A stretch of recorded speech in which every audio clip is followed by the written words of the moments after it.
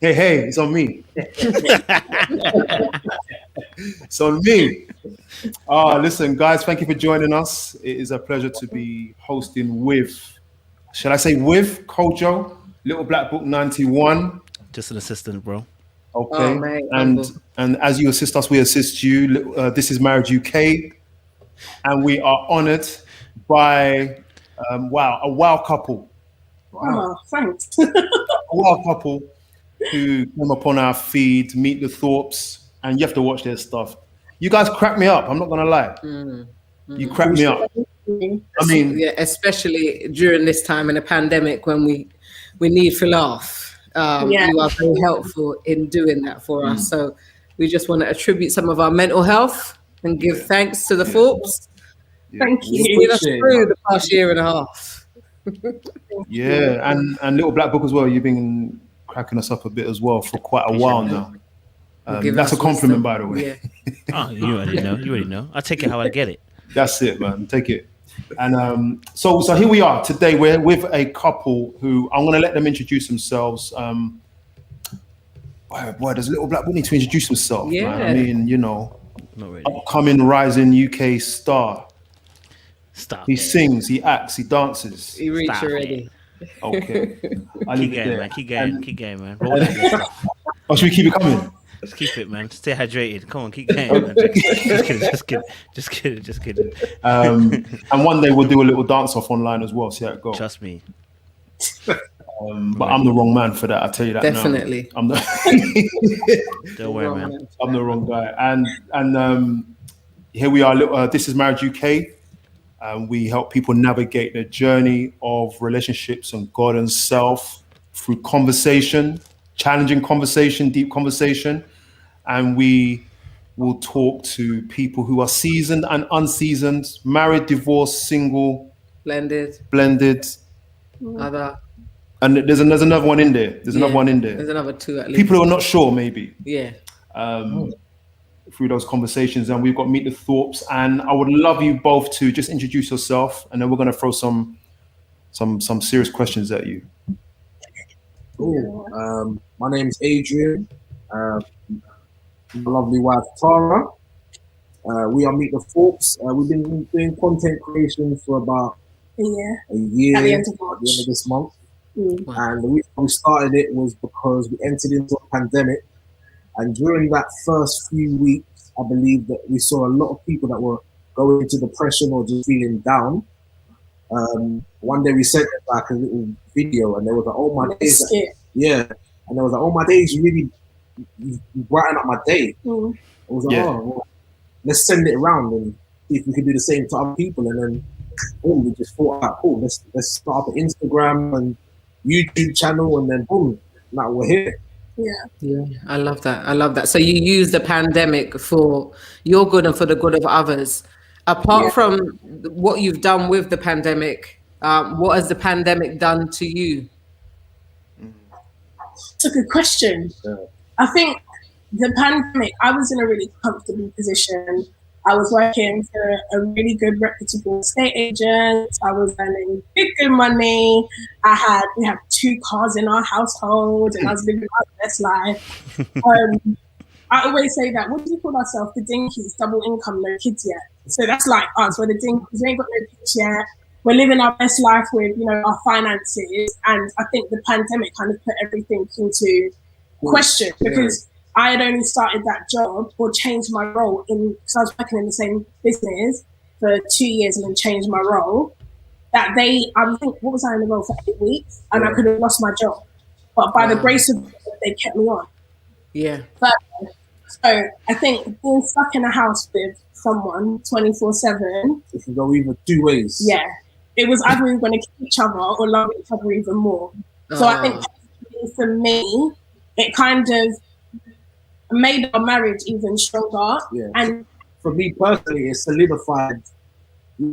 People will say, "Oh, you're married to your best friend" or whatever, but I genuinely, during this pandemic, it solidified who she is to me.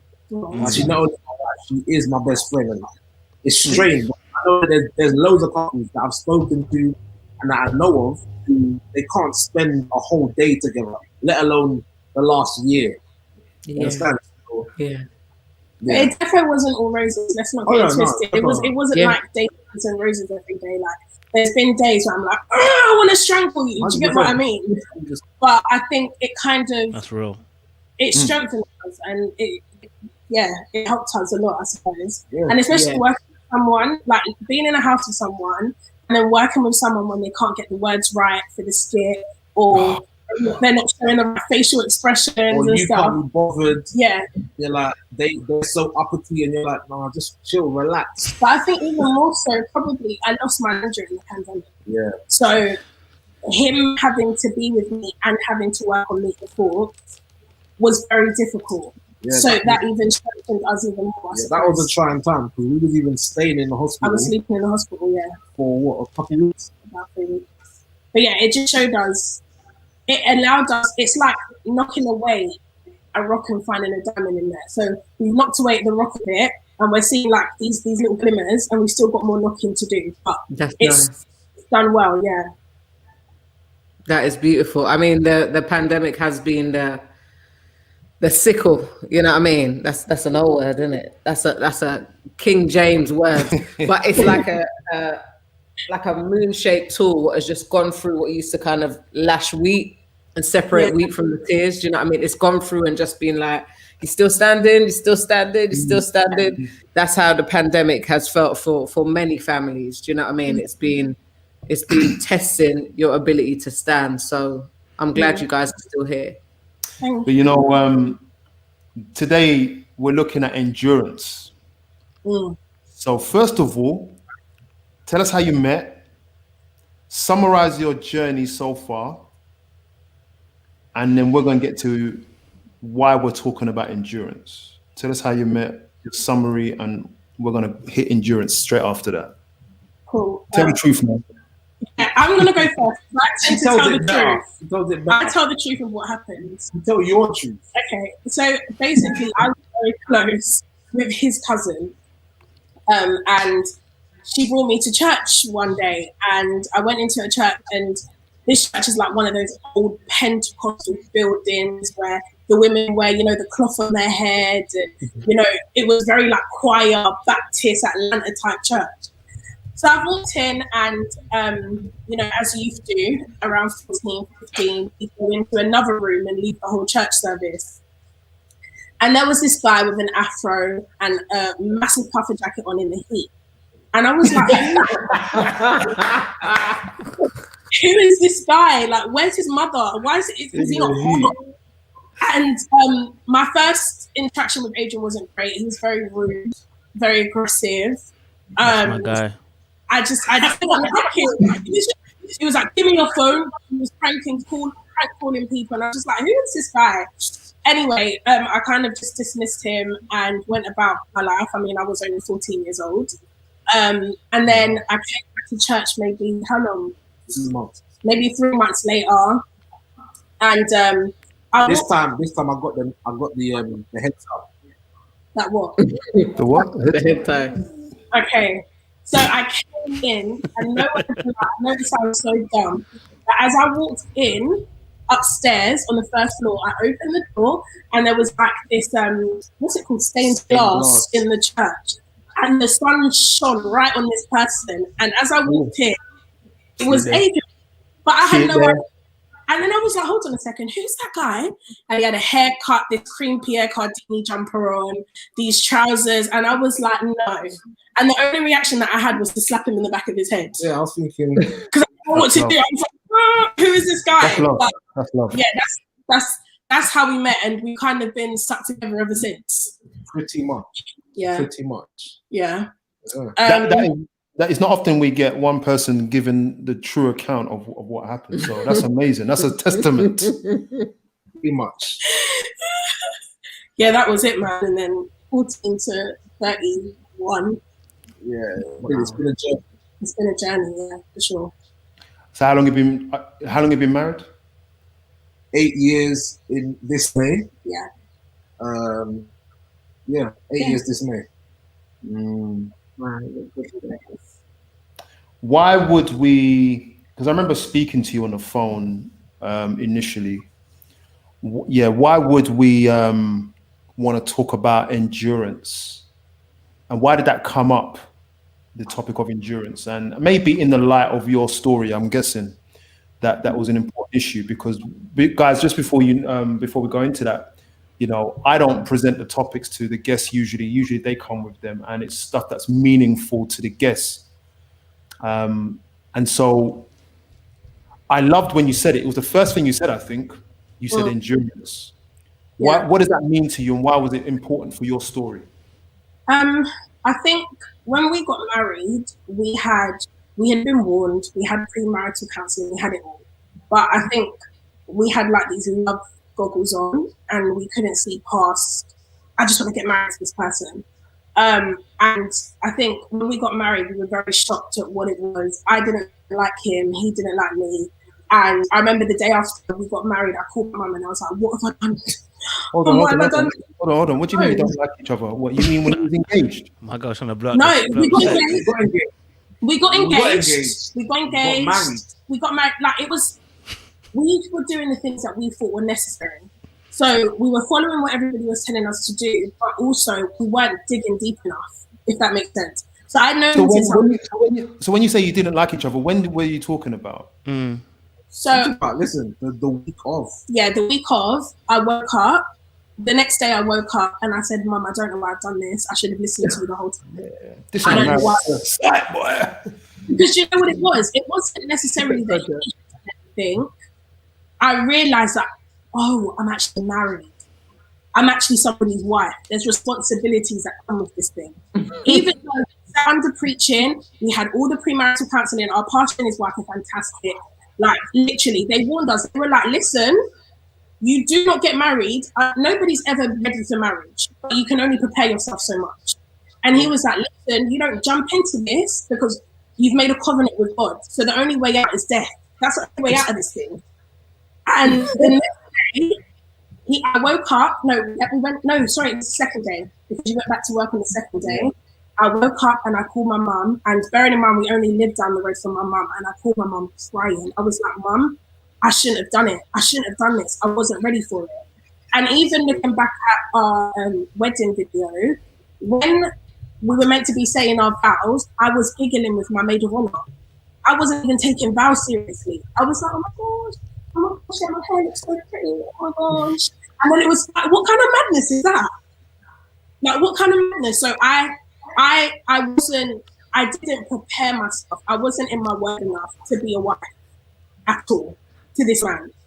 I just want to say at this point, Kojo, you got to let him breathe. You must have a question, or you have to. I haven't even got a question. I'm just wow. I'm sorry, yeah. If this was Married at First Sight, I'll be cussing. No, I'll be cussing.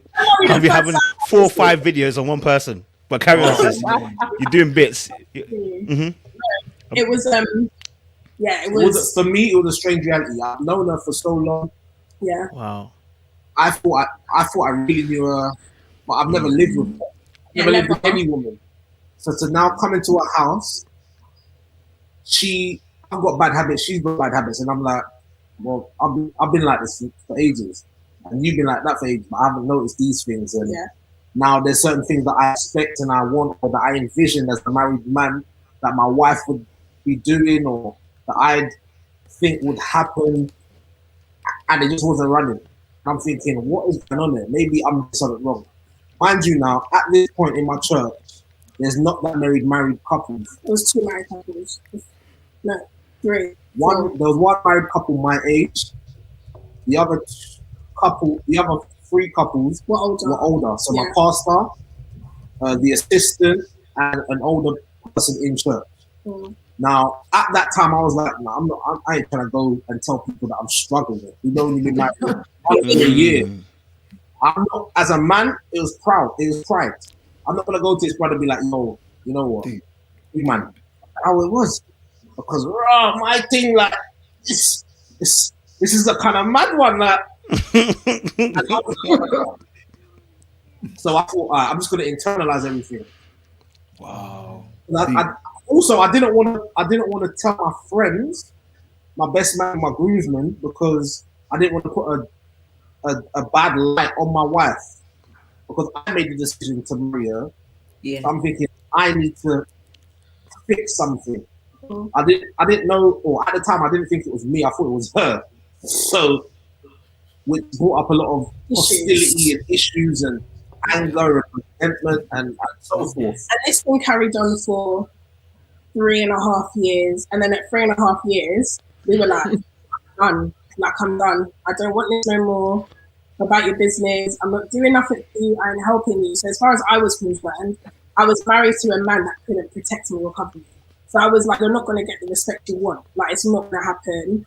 And on my half, I'm like, I'm giving more than I'm getting. And I felt that I was married to someone who was selfish and didn't want either me or the marriage. So I was like, I'm done with it. That's that way, man. This is long. Yeah, and then we kind of came to the idea that I was over it. I had made my plan. I made my escape plan. I was like, I'm out here.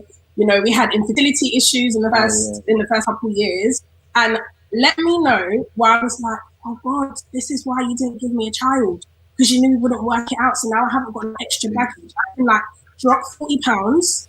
My face isn't like a tree. And I can live my best life again. And then, after that, we had some tough discussions, and he gave me some ultimatums, and I gave him back some ultimatums. So also, we were going to, so we have in our church, we go to marriage retreat every year, which is a really, really, really good thing. For us, it's like a break. You forget everything. It's like, you go there, it's a refreshing. You know what I mean? But you see, that marriage retreat, we didn't talk. On the way up there, we didn't talk. On the way and back, this is about 2-hour drive. Didn't talk. Didn't say a word there. Didn't say a word when we got there. I didn't say. Did you say a word on the way back? On the way back, no words, none. The next day, I believe that's when I gave you an ultimatum. He gave me an ultimatum, and with Adrian, I'm the fire. Adrian's the ice. So I get really riled up, and he knows how to call out a situation. And with Adrian, when he speaks, number one, he speaks with authority. Number two, he thinks before he says anything. I'm more rapid. So Adrian came to the bedroom. Okay. So Adrian came to the bedroom, and he was like, I've got 3 options for you. Number one, you respect me and get behind me. Number 2, you move back to your mum's until December. Number 3, we get divorced. So I was like, sorry, what was happening in December? So that was my timeline. It was just like, I just gave her a period. So this must have been in August. This was in, the beginning of August. Beginning of August, maybe end of July. So my counter was, you text me, man, I'll respect you. Number 2, you move back to your mother's house till December. Or number 3, we'll get a divorce. And I remember he called our pastor in front of me, and I know that it kind of hit you a bit, because for him to say that, he thought about that for a while, and for my response to be so quick, it kind of hit him. And I remember he called our pastor, and he was like, look, pastor, blah, blah, blah, blah. Now we're arguing with each other, with our pastor on the phone, and our pastor was like, hey, listen, that's not what I do. He said, you don't need to sort it out, like calm down, and then call me back and we can have a proper conversation. And from then, I was waking up at 5 o'clock in the morning with someone's hand over my face, praying over me. And I was just like, get off me. I don't know why you're touching me. Like, don't touch me. What are you praying for? To prayer. Prayer, you know, you're praying with prayer. Right? This is what most of them would want, right? Tried everything. I'm telling you. And he continually done that. Every single day I was waking up with his hands on me praying. And at first she resisted, because I'm like, why are you touching me? In my head, I'm your wife. I see what you're like in the house. So in my head, I'm like, yeah, praise and worship leader. You're up there leading people, but you don't know how to speak kindly to your wife. Are you crazy? Are you crazy? And then that's when I kind of saw a shift in Adrian's character, like being more, like just protecting me, praying over me. And it got to the point where one day he was praying over me and I was too tired to move him away from me. So I just stayed there and just went back to sleep. And we always say it, maybe a few months later, we were sitting on the sofa laughing. And I was like, oh my gosh, I actually like you as a friend. So why that's pivotal, because before, if she came into the living room and wanted to watch something, I would either go out or go into the bedroom or watch something. Yeah. If she came into the bedroom and wanted to go sleep or go out, or go watch something, I would come in here. Mm. So we just coexisted. Yeah. There was no gelling. So that day, we were sat right here watching something. We were laughing with each other. And we kind of both realized that we were enjoying each other's company at that point. Yeah. It was like something clicked. Yeah. And for her to say that I like you again. As a friend. Yeah. As a friend, it was like, wow, okay. These prayers are working. The prayers are working. What I was praying, like, God, I've come to the end of myself. There's nothing physically that I can do now. I can't do anything. She doesn't like roses. I'm that time when we didn't speak, I bought her trainers, everything. Literally everything she wanted. I had a big page that. So I do like plus size modeling for different campaigns and stuff as well. So that month, I got a really big pay. Everything she wanted, from wig to clothes to shoes to makeup to this to that, she got. Mind you, we're not talking. And it still didn't do nothing. We still went to the marriage retreat and not speaking. Still came back and weren't speaking. I still gave her the ultimatums. But in that moment when she said, oh, I like you, or I like this, whatever, something in me said, you need to continue prayer, because prayer works when you don't see it. And I continued. And I don't know how long the period was. I would say a few months. It was just like, okay, you've got a friendship, and that's something you really didn't have before. But you've also got stronger in your relationship with God, which is the reason why you even got married. And that's when I think things changed between us. Yeah. All right. Let's breathe, man. Let's breathe. I'm gonna pop some blood pressure tablets and bring it down. You know what I mean?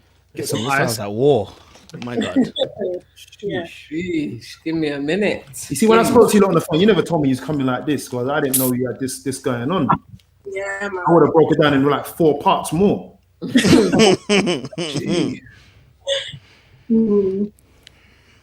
I mean, I have one question. I'm gonna lie to you. I have one question. My one question is, Jesus, what gave you the stamina for this? Because I'm just gonna be honest. If this was Married at First Sight, I'd be doing part 1, part 2, part 3, part 4, guys. Say this is not gonna work. This is not gonna work. So what gave you guys the impetus and the stamina to say, shoot, we're gonna tug it out somehow, some way? Good question. For me, you want to go first? Yeah, I suppose, like I said, when I got to the 4-year mark, I was like, I was done. But the only thing that kind of kept me into it was the fact that I'd known him since 17. If he was a new guy and I'd only known him for a year and then we got engaged and then we got married, I don't think it would have lasted. But there was connections. Like, his mum has seen me as a child, as 14, grow up to be a woman. And his mum was my mum and his aunt was my aunt. And we're so blessed to have the family that we have, because we had his mum come into the house at 11 o'clock at the night time, come and speak to us and reason with us and be like, guys, what's going on? And I think the thing was support. We had our pastor, like, I'll always rate him and his wife, like, they were coming here regularly to be like, what's going on? And going through the Bible with us and saying that this is what the Bible says about marriage. This is what it says. You guys didn't go into this blind. You knew what you was getting. But I would just say the support. Like, my girls, I would be like, yeah, my girls know Adrian. They have a very good relationship with Adrian. So I'd be like, I'd be like, Adrian, I'm done. I'm getting a divorce. And where most girls, other girls, I don't know, maybe would be like, leave him. You can go get a man. They were like, Tracy, you married him. This is your husband. You made a covenant before God. You can't just walk out of this because you're frustrated. That doesn't work.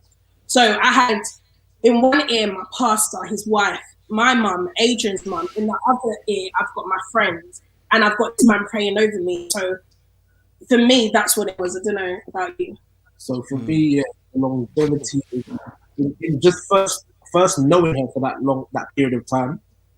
The second thing was, which hit me the most, like a punch in the face. I spoke to the pastor that actually did our marriage retreat, and he brought me to a side and he said, listen, do you believe that you married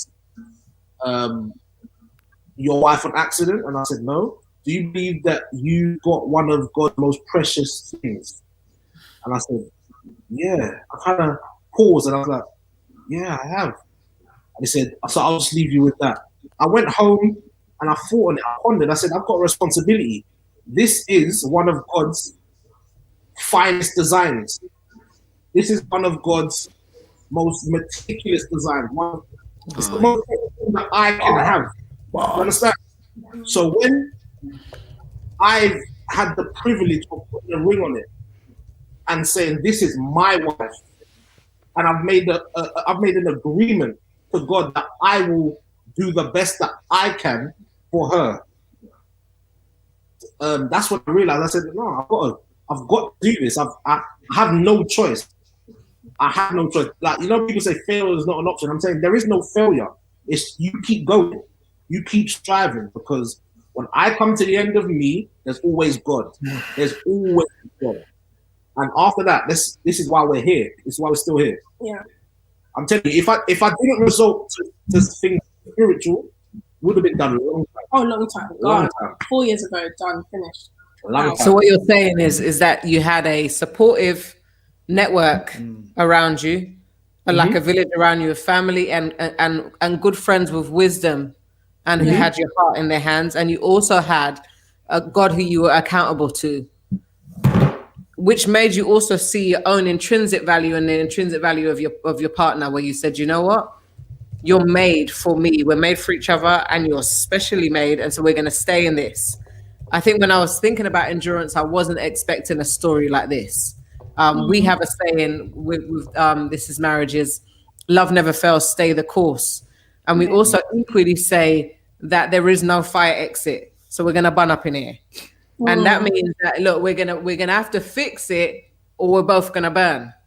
You get me? And I like the fact that there are many who maybe sit on the sidelines who feel, because they see the Hollywood version of marriage, I always talk about the Hollywood version, you know, the white sheets, the breath don't stink, you take no showers and you're still fresh. Do you know what I mean? And we see that version of marriage and we think, oh my days, it's amazing that, you know, then you see celebrities get married for 6 weeks and on to the next and on to the next.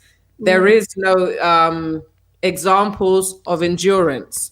And you would think that if you were making a contract to death with another human being, there would have to be a level of endurance.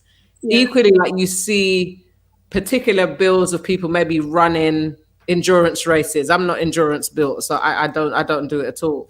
And you're like, how do you sustain that? And they keep a steady pace.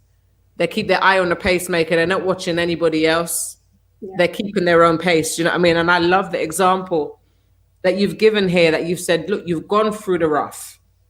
And in life, roughs will come up and down, because we weren't expecting a pandemic. We weren't expecting job losses. We weren't expecting to be stuck inside. But what you've demonstrated in this story, which we weren't expecting, we didn't get a prelude, we didn't hear the story before we came on here, is such an example of endurance on heat. I wasn't expecting this at all. Yeah, it was mad. I've got a question for you.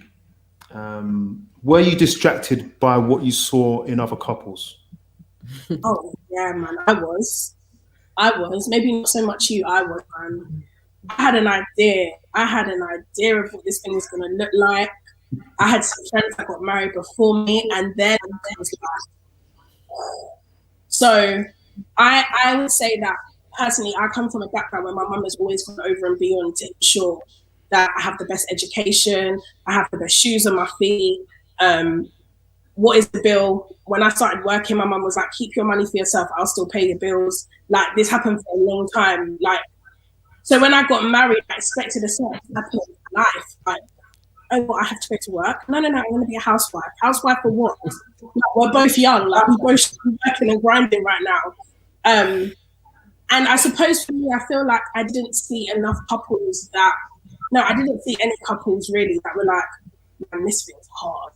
Apart from my pastor, who spoke to us and was like, it is hard, but it's worth it. But I didn't have, I was like, well, this thing, are you sure? Are you sure you want to do this? Yeah, because because we were one of the first though. Yeah, but yeah, After a while. absolutely. No, Yeah. agreed. For me, I didn't really get distracted, but I had goals and I was getting frustrated that they weren't coming to fruition.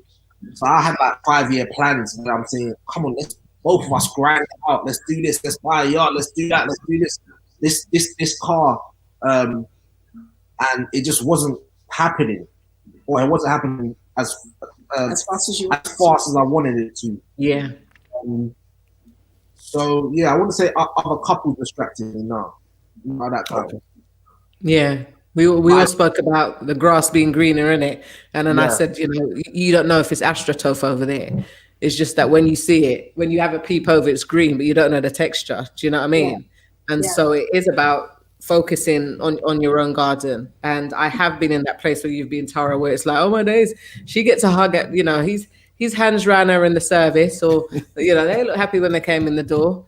And, you know, you just slammed the car door, walked into church and just found that smiling handbag. But they were not the image that I should have been looking at. I should have been looking at watering the grass. And I remember that in a certain part, my own grass, our own grass, in a particular part of our marriage, when it was just like, but he prays for long. Do you know what I mean? Or he bought her that car or whatever. And then it was like, this ain't working for us because we have no idea of what's going on over that fence. Do you know what I mean? Well, I think kind of, because it's been so long now, but one thing I remember noticing was long. One thing I noticed was that there were couples that we thought were really doing well, and when you start to see the cracks, and there were cracks that were shocking cracks. They weren't just like, oh, they're struggling. It was like they're on the verge of failure, and one or two failed, and I'm like, no way, not them. Do you know what I mean? And it was like, oh, that means. Number one, we weren't doing too bad. Number two, we're doing bad. We're doing bad, and it could fail. Yeah. You know what I mean? So I remember that. But I want to ask you a question.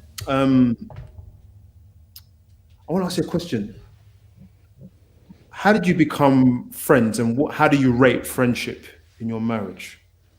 You can answer that however you want. For me, friendship, in terms of being rated, is, I think, after your attraction to the person, because you have to be attracted to who you marry. I hate when people are like, oh no, he's not really that great, or she's not really that great, but they pray for love. No, that's not what you want. You want to be with someone that you're attracted to. But friendship, if anything, takes over all of that. It takes over all of that, because if you don't have a friendship, and I don't mean to be crass, after what happens in the bedroom, it's not exciting anymore. So you've had it, you've got it, then now what?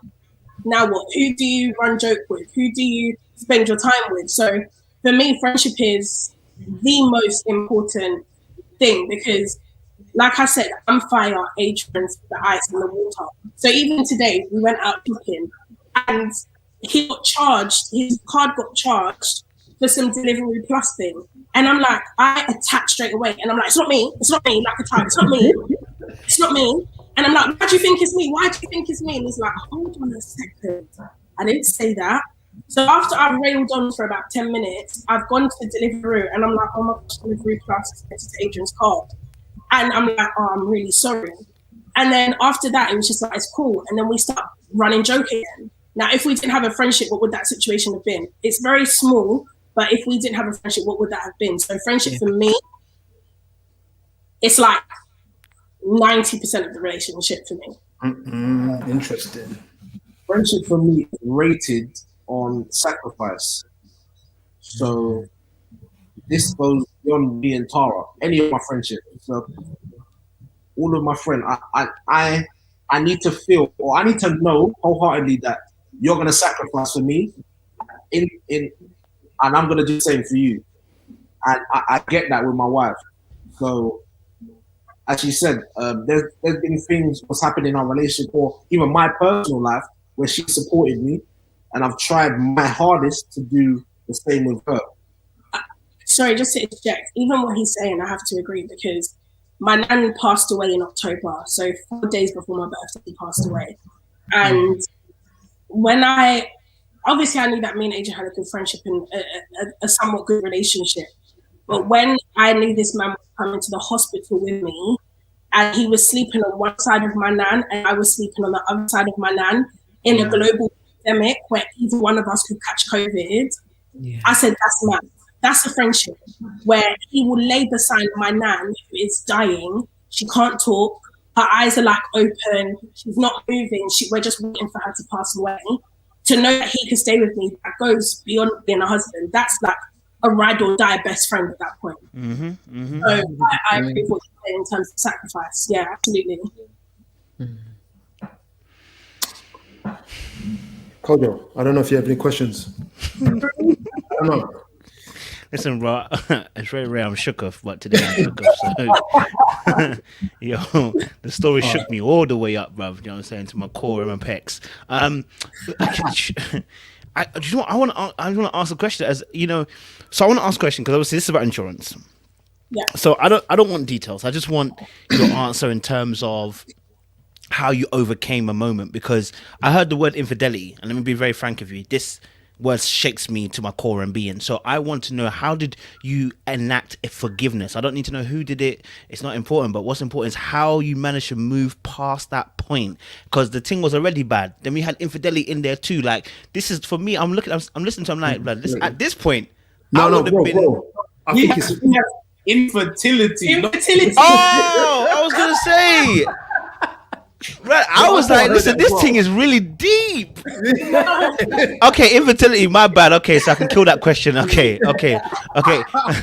Let me shift my question. Because I was thinking to myself, wait, in my head, you can see me spinning the clogs as well. My head was spinning.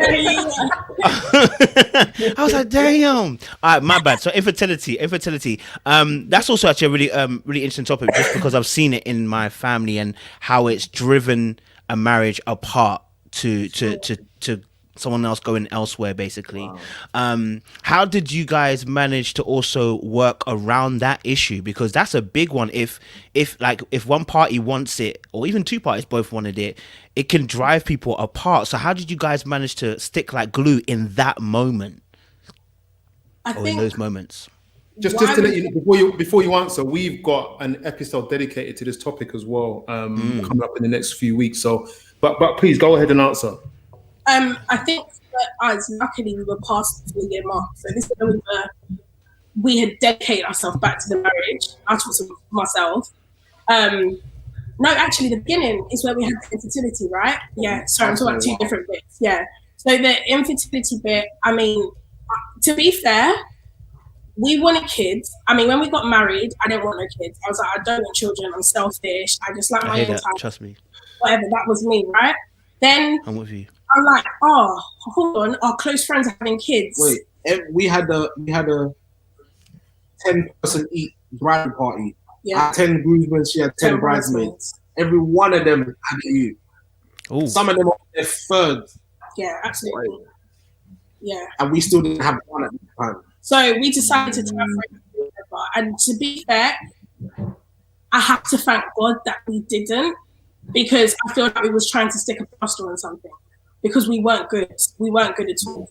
So I genuinely, I said it to my friend the other day. I was talking to my friend Lauren, and I was just like, look, if we had a kid back then, our marriage, I don't know how it would have lasted, because now with this little person, and I don't want to be like, let's stay together for the kids. Like, I was never brought up that way. I was not brought up that way. But I think after the 4-year mark, once we kind of decided to dedicate ourselves back to the marriage, we actually got pregnant and then a miscarriage. So at that time, it was, thank God this happened after we rededicated ourselves back to this marriage. And for me personally, as a woman going through that, it was very tough, because it just seemed, Adrian was like, oh, this is a good thing. That means you can get pregnant. And in my head, I'm like, but not to be crash, I can see me losing my child. How dare you tell me it's a good thing? So yeah, I don't. For me, you have to go back. So for me, this is how I see it now. So before we knew about any infertility, Tara was quite sick for a long time, maybe about 9 months. A while, and the doctor sending us here, there, and everywhere, not knowing. So They tried to say that one time I had ovarian cancer, possibly all this stuff. So I'm saying, and then, and this is our good doctor that we go to. You know what I mean? So I said, okay. And then sometimes they send us to a specialist. They sent us to a specialist. I walked in. The woman was like, you work in a school, right? I was like, yeah. And she was like, well, be smart, lose weight. That's what you have to do, is lose weight. And I was just like, what in the world? So you're dealing with doctors talking to you in that way. And then when you come home, it's clashing heads. You're just clashing heads. Yeah. But, so after the sickness, they said it's related to whatever it was. And they said that's the sickness that she had is the reason why it's going to be quite difficult to conceive. So okay. After that, it was like, okay, now getting your head around that, then it was okay, but it's not impossible. After us, there's always God. Mm-hmm. Even before, there's always God. Yeah. So that was my hope. I'm like, all right, cool. Because me, I'm a person. I've got about 50 God kids. Everyone labels me their godfather. Even all of my friends, I've got so many, because they know I love children. My background's in education. I've worked. I've run play centers, and this is just me. People know that I love children. I care for them dearly. So when it came to this, now I'm thinking, I need my own. After the turmoil at home and all this stuff. So, when she got pregnant, had the miscarriage, I'm here rejoicing. Even though I lost the child, I'm saying, at least it can happen. At least it can happen. What outlook? What way to look at it? So when I come into the house, I'm like, oh, I can see Tara's upset. I'm consoling and I'm trying. But when I leave, I'm like, at least, get me. This can happen. Get me. This is nice. I can plan. When I come back, I'm like, oh, sorry, but it didn't really feel like the end of the world. And then after that, I think Tara's had her backup. Yeah. Because of the whole losing children and a lot of children being around us and a lot of our closest friends having so much children. And I love those children. It's like, we are definitely the best auntie and uncle, for sure. Yeah. Absolutely best auntie and uncle. I definitely had my backup. So when people be like, oh my God, like you got married, people are like, oh my gosh, when are you going to have kids? After you have kids, it's like, okay, so then when are you going to die then? It's like, you get married. You know what I mean? And I had a lot of people like, oh my gosh, like, I can't wait for you to have a baby. And I'd be like, excuse me, like, what are you doing? And if people are, do you want kids? I'd be like, no, I don't want kids. I don't want no kids. And I'm hearing this, I'm thinking, what? Yeah. But this would be digging me. I'm thinking, what is going on? And anytime that conversation will come up, like, no, I don't want no kids. I'm thinking, like, you might. Who wants kids? I want to live my best life. This starts talking. I'm thinking, what is going on? But that wasn't the truth. It was just kind of like a protection layer. But yeah, it could have definitely pushed us away, because I feel like when they said that it was basically because of me why we're having these issues, in the back of my head, I'm like, well, we might as well just get a divorce so he can go and have the kids that he wants then. Or, I feel bad because he's staying with me, but he might never get those children. Is he going to be resentful towards me? Is he going to dislike me when we get to 40 and then be like, oh, I'm angry, I couldn't have a kid with you, and then you leave me for a younger model? So there was definitely some thoughts in my head. I just wanted to give you some hope about the 40s. Yeah. We're nearly coming out of it, so you're all right. Nothing strange happens at this time. So she We're on our way out. Well, you know, can't start turning We're slower, on our way out. Damn. But yeah, no, it was very testing, and I will always say it. And as harsh as it sounds, I'm very glad we didn't have a kid at the beginning, because we didn't like each other. But there was no business having a child and bringing our child into that at all. You have such wisdom and such insight. Do you know what I mean? And you're able to look back and be so reflective. I know somebody in the chat was asking, how long have you been married? And it seems like we're sitting here talking to people on their golden wedding anniversary. I know it's how many years for you guys? 8 years. 8 years. Yeah. We're 20 years this year, and we're sitting here with our mouths open, learning from you guys. Do you know what I mean? So just know that you hit the golden already. not in years, but in experience. It's like you've gone on a fast track, but a fast track that has grown you and will grow so many others who listen to what you have to say. Thank you. It's not in vain, not at all. Appreciate it. So did you want to say something, bro? No. Okay. I've got 2 questions for you. We're going to try and squeeze these in the next 15 minutes. Okay. And I say that because this is a lot. You need a part 2 at least. Say again? You need a part 2 at least. Well, we got 4 more parts coming. Fantastic. You know what I'm saying? And it's a real, you know something, I think maybe because sometimes we've been married for a certain period of time, and I think that sometimes we've been married that long that people would rather hear from people who are married at just slightly less time. That's also in my head, and I think that the way that you're bringing over the story to us is like, it'll give the married hope. Yeah. Do you know? And it gives the single hope and those who are dating hope as well, because, and this is it, what in the light of endurance, what has brought you here? And it's not just 8, is it just 8 years, or are you counting it from the time you got married, or are you counting it from when you got together? So married 8 years, but together.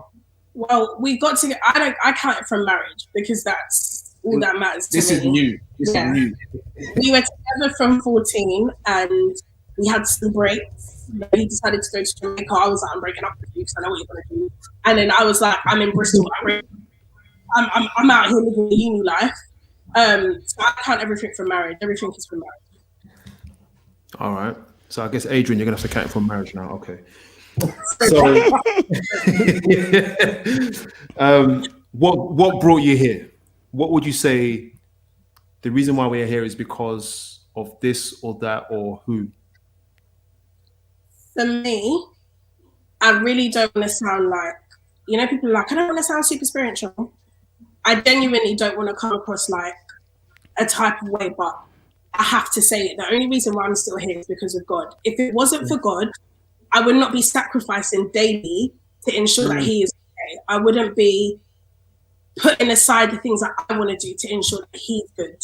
If it wasn't for God, there would be no reason for it. Like, genuinely, I said to Adrian the other day, I don't understand why people get married if they don't have a relationship with God, because I wouldn't do it. Like, I wouldn't do this. I would not do this without God. So personally, the reason why I'm still in this marriage today is because of God. I just want to ask this question before Adrian, just before you go, and you can answer this as well, Adrian. If you say because of God, what do you mean?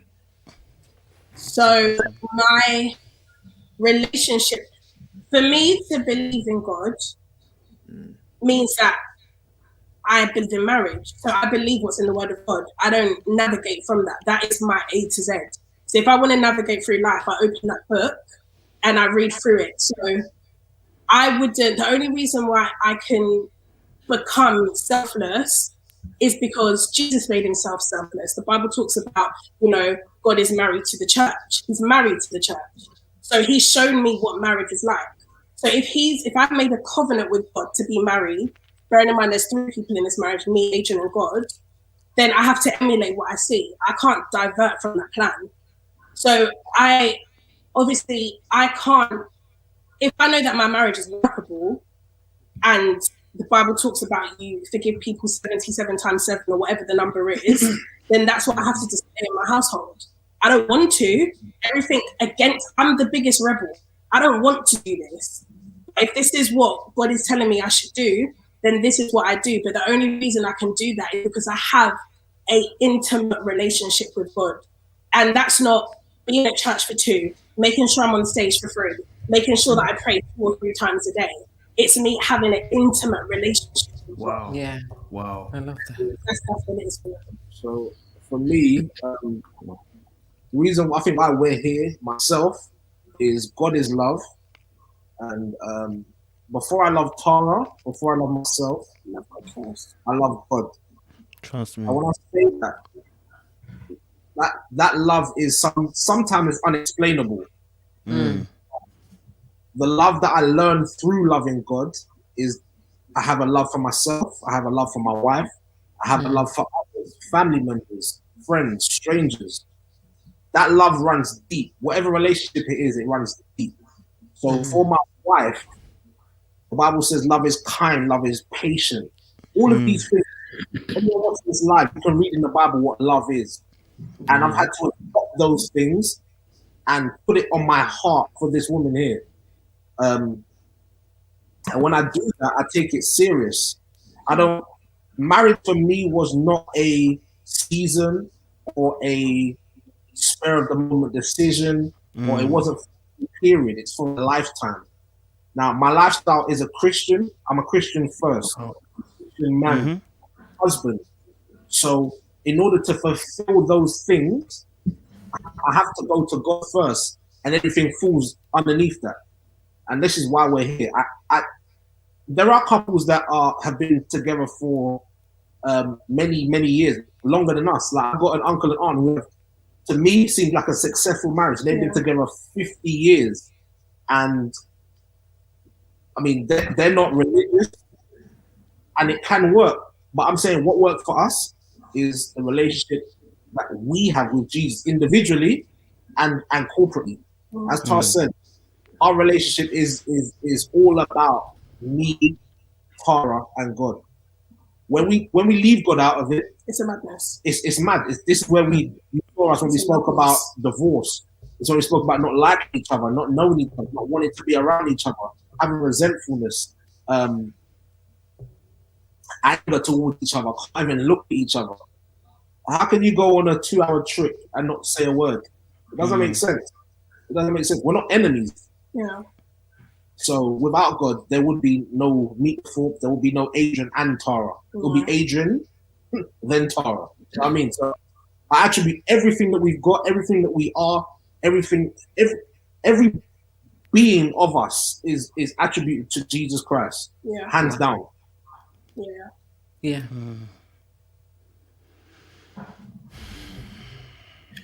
I have to let it sit.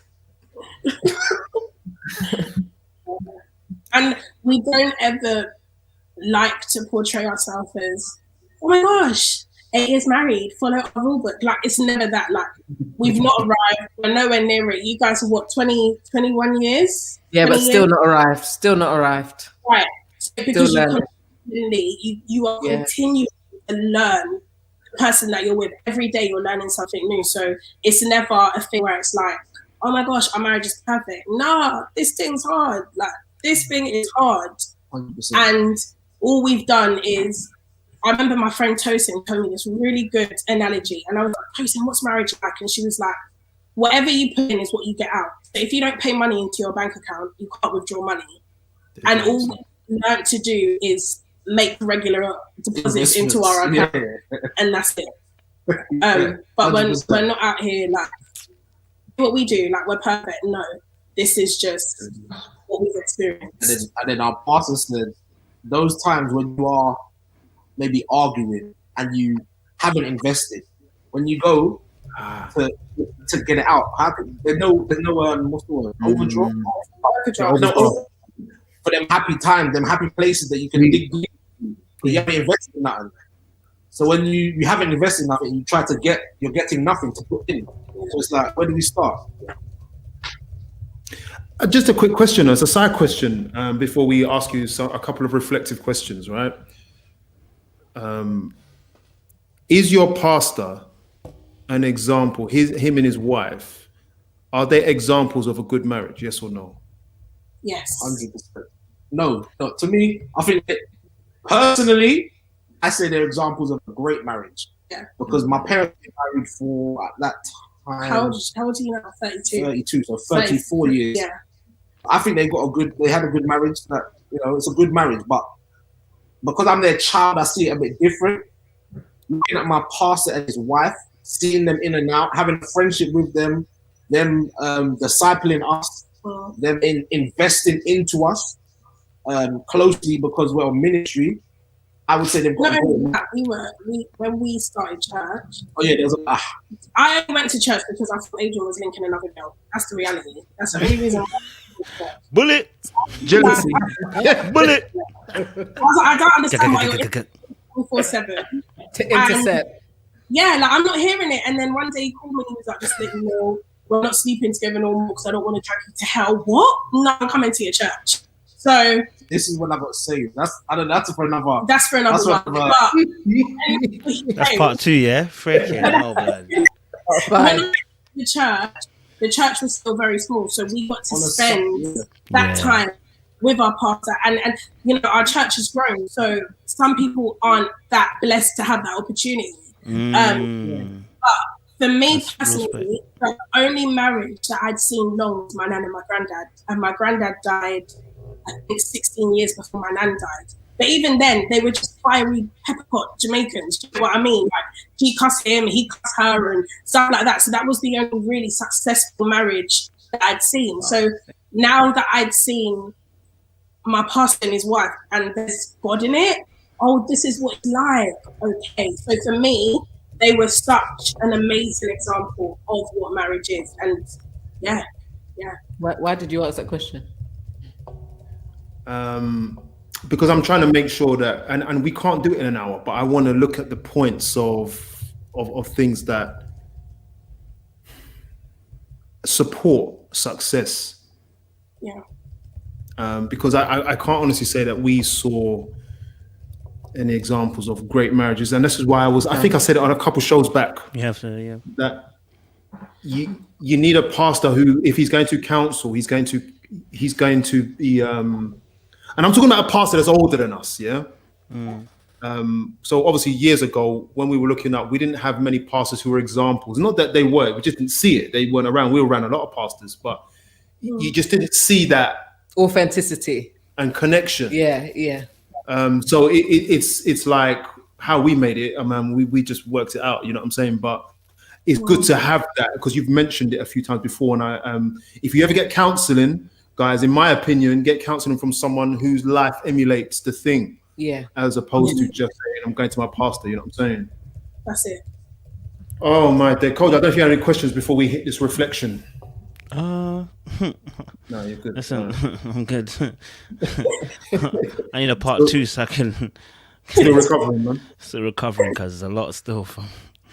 It's heavy. There are a lot of reflections I've seen in the chat where people are like, "Oh, this is hard." Kind of seems like there's a theme of being put off. But this is not to put you off at all. This is just to give you the reality and to say you can go through, and it's worth going through. So that's why we are on the topic of endurance. That with endurance comes some difficulty, and with life does, with anything, with exercising. I don't know, with mining, as you said, looking for that diamond. We're realizing as time goes on that the things that matter cost you will have to work for it. And this is the top one. You will have to work for decent human relationships. Do you know what I mean? And for the best human relationship, you're going to have to work even harder. So don't let this put you off. Just let it just give you a reality of it. Do you know what I mean? I think it's true what you said. I feel like you have to work hard at anything. So we're not trying to put nobody off marriage. Marriage is such a beautiful thing, man. Like, amen. Honestly, it is the most beautiful thing that if two people, obviously there's been times we haven't been on the same road, but marriage, I can't even put it into words. Like, this man makes me so happy. Like, even when you irritate me, which is sometimes often, yeah. I can't explain it. The only way that I can explain it is I was speaking to my sister or my cousin, I can't remember, and I was saying I kind of felt in my relationship with God I was kind of stagnant, and I was like, I want to feel that joy again. You know, like the joy of having God. Like it's like it's like a euphoric feeling. Like that's how I want to feel again. And in this marriage, that's how I feel. So I really hope that people will be encouraged, whether they're married or not married. We're not trying to put you off, but the same way that if you wanted a really, really, really good job and you wanted to work yourself and there was progression, there's going to be times where you have to stay in the office later than people. There's times where you're going to have to come in earlier. There's times that you're going to have to not have a lunch break today because you want to make sure you secure that deal. So with everything, it's all about endurance. So it's just what's important to you. And when you find that person, and, you know, I'm assuming that you know whether it's worth it or not. Or because sometimes you get into a relationship and you're just like, no, I can't even afford this person. Like, it's definitely not happening. But yeah, we're not here to put anyone off. We just want to encourage everyone that, you know, you just put the work in with anything, with losing weight. I'm trying to lose weight out here, man. And this thing's hard. Like, I cry, I love pasta. I don't like to it's hard. jog or none of that stuff. So it's endurance. When we go for our little 10K walks and I'm like huffing and puffing at the top of the hill, the only thing that's a 10K walk, you know. Wow. That's a walk.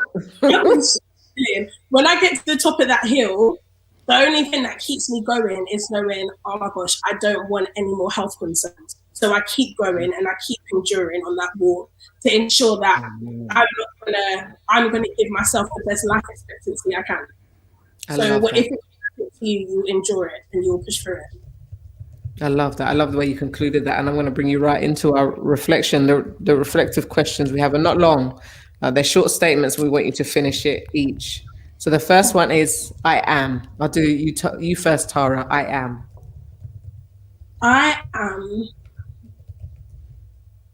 Do you want a sentence or one word? However you want to reflect on that statement of I am. I am proud to still be here, because there were many times that I could have got knocked out, and that's not just talking about marriage, that's just talking about life. Like losing my nan, I could have been like that was like my best friend. My nan was my everything. Yeah. So I am proud that I am still here, and I am proud that God has kept me, because it's just been a madness. It's been a madness, and yeah, I'm proud that I'm still here and that God has kept me. For me, I am grateful. In a nutshell, I'm just grateful, very grateful. Grateful for my family. I'm grateful for the friendships, the relationships that I have. I'm grateful for my church. I'm grateful for the opportunities that have come my way. I'm grateful for my marriage. I'm grateful for my home. I'm just grateful. The next one is I will. I will persevere. I will persevere, because life is not easy, man. Life is not easy, and the way that I've been brought up is my family. I come from a family of fighters, and sometimes you just don't want to fight. Sometimes I just want to be like an eagle and just have my arms out and just be bobbing on the wind. But I will persevere. Yeah. I will try. Yeah. The last one is I need.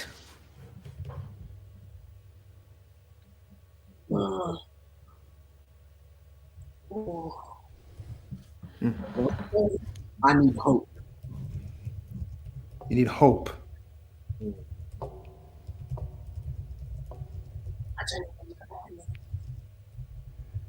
You don't have to answer it. Yeah, We're going to see you 4 more times after this, so you can hold it. That's all right. Yeah. We'll come back to you on we'll come back to you on I Need on another episode, man. Okay. I just want to say thank you. I really want to say thank you for putting it out there. Yeah, true. You didn't just talk to us, you talked to us on a level. And it's not easy to do, and it's not for every couple to do either. We can't do it because of our profession. Sadly, well, I will be telling you some things about Juanita. For real. Thank God for the profession. Thanks God. You know? Defense. You know what I'm saying? Defense. But I'm looking for couples who are happy to put it out there, and we have got some lined up, and you guys are with us for at least the next month. Yes. So thank you so much for that, and we'll see you next week. I mean, like I said, I didn't even put my pills yet. Interesting. Oh no, you didn't mean to put it up. No, let me I didn't even put my pills yet. My blood pressure got to come down, because I'm actually really excited by what you guys have given us, and I think there's a lot for you to give. There's a door that's possibly opened into. I'm trying to present a business plan to you now. A door that's open for you to just help others, man. So, man, we'll be talking. Yeah. Koja, I'll hand it over to you, man. Thank you, guys. Listen, you know, I'm still recovering. I'm not gonna lie to you. It was a heavy. Whew, man. I wasn't put off. It just made me realize, like not everyone's start is the same. And I think from listening to you guys, I think some very key themes were coming out. Number one was obviously God. But I think I like to talk about the practicalities of God, which is number one, you had the most amazing support that you could ever have. I think most people don't have this. You had support on every corner, and I think that's where a lot of us do not have. Either we're not talking to our parents, or our friends really are not backing us like that. Like, do you know what I'm saying? Or do you know what I mean? But the fact that you guys spoke about that support, like for me, that's a huge theme, because it's like I as much as God helped, I think He works in practicality. I think if that weren't there, that would have been a Mazzoline. So I appreciate you guys for sharing your story, because I believe it's encouraged people, to fight some more. Especially when he was laying their hands on. I said, damn. I said, brother, you could have easily got slapped that morning, bro. You could have easily got slapped. You know what I'm saying? So, you know what I mean? So, no, I appreciate you guys for sharing your story. I hope to hear more. You know what I mean? So, part 2, part 3, part 4. Hopefully, you guys write a book, because I'll be there for it as well. And a film, Meet the Thorpes. I'm ready for it. You know what I'm saying? Yeah, I'm ready for all of that stuff. So, by the grace of God, this story will inspire other marriages and singletons going into marriage, man, because it's real. So, I appreciate you guys, man. Yeah. Thank you. So, as well, allowing us to come on your platform. We could have been some crazy people, but thank you for reaching out. And, it's been lovely speaking to you and getting to know you and having the opportunity to just share this, because there is no other platform that does this that we know of anyway. Yeah. So the fact that you have one and you invited us to share whatever it is, the gems or whatever we've shared with you, to us this is like us. Yeah. But we're here also to learn as well. 100%. So like you guys have been doing this thing for a long time. So I'm just like, and I'm grateful to both you guys, Joe as well, and to you guys. Like, it's a blessing. I appreciate it. Yeah. I mean, I'm happy to show you some of the brainwashing techniques I've used on Juanita, because she used to be hard work, and it's legal as well. So I'll show you some of that. The ones that make the jokes are usually the worst guys, just to let you know. I'm not joking.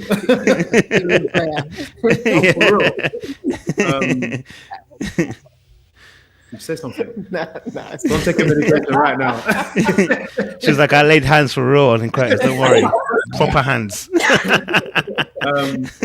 I will say, guys, listen, go to YouTube, I think TikTok. Guys, tell us where your platform is before we go. That's the only thing we need to do right now. So it's a Meet the Thorpes. I don't know them. On Instagram, TikTok, YouTube, across all of them. We're just like a banter couple. We like to have fun. We like to turn real life situations into laughter. Yeah, so Meet the Thorpes across all social networks. Yeah. We don't really use Twitter, but we're on there too. But yeah, across all networks. Great. Lovely. It's all of them. I don't know all of them, so I was going to mess that one up, because I just know Facebook, Instagram. You're not that old. He does. It's late. I don't know them. But yeah, thank you guys, and I think that's it till next week, 7:30 on Thursday. We may be with Little Black Book, but are we on Thursday, bro? What, 7:30? Yeah. Yeah. Yeah. I'm right. Yeah, I had to think through to my schedule, innit? Yeah. I'm free Sunday. We have David McQueen. Lovely. David McQueen talking to us about what it takes. He's been married 25 years. Wow. Good friend of ours who puts it out there. He'll tell you what he does for a living, and he'll tell you he's so articulate, and it's going to be interesting. It's going to be good. So 7:30 on Thursday. What It Takes by David McQueen.